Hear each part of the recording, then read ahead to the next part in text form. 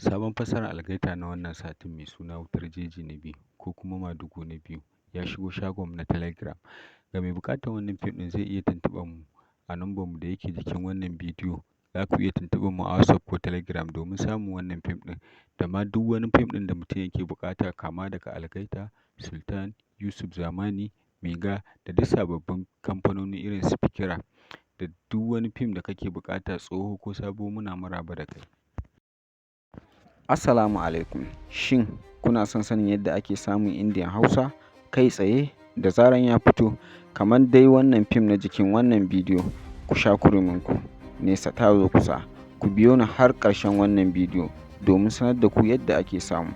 Wannan tashar an ƙirƙire ta ne musamman domin kawo muku sababbin Indian Hausa films inda ake haɗa fina-finai na India da fassarar Hausa cikin ingantacciyar hanya.